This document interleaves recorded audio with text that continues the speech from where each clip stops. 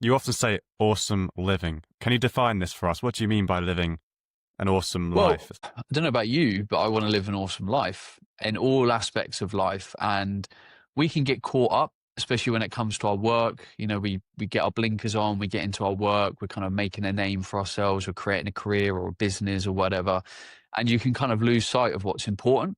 You get swallowed up by the mission, the business makes your ego feel good, and you're then now starting to become validated through your business and stuff. And sometimes you've got to stand back and go, hang on a second, what do I actually want for my life? Well, my number one word in life is freedom. I want to constantly build freedom into everything that I do.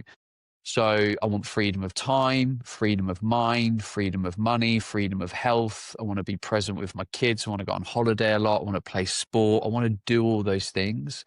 So for me, it's about feeling awesome and being awesome and designing your awesome life your way. My life will be different to your life and the next person's, but it's important to build your life your way. And for me, that is a life that is awesome. Sure. So how do you go about actually coaching someone? Because you break it into three pillars, don't you? You got physiology, psychology, and purpose. Why did you pick those three sort of categories?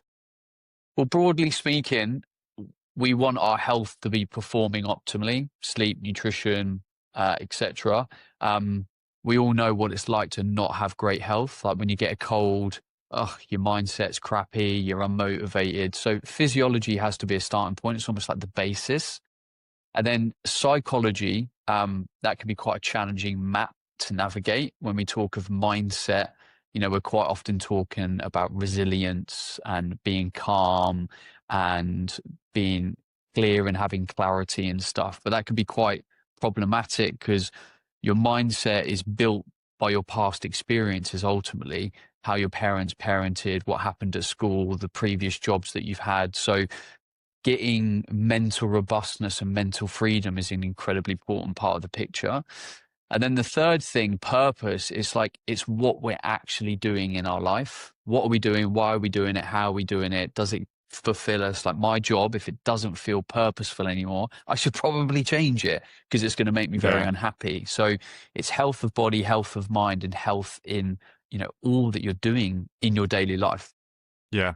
Does purpose kind of link up the other two? Like if you've got purpose, does your health become suddenly a lot more manageable and your psychology? Do you think that's the most important sort of aspect? Sometimes I think it's really hard to say like what is the most important thing. I think health should always be a baseline because it's very hard to feel purposeful and to have good mental clarity when you're like not slept, you haven't got energy, you haven't kind of got good fuel.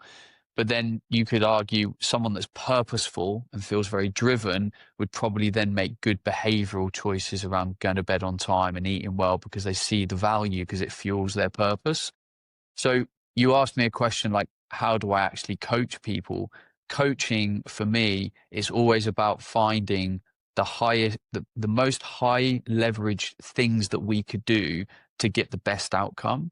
So if I was to sit down with you and I'm like, oh, there's so many things that aren't working here, and you say you're sleeping badly, sleep would be a major focus for us because it would probably positively impact loads of other things. But if you're not feeling that purposeful, then you might not be making good lifestyle choices and going to bed on time because you're feeling a bit depressed and low motivated. So it's always about focusing on what that individual needs and almost like what is weak in those three pillars.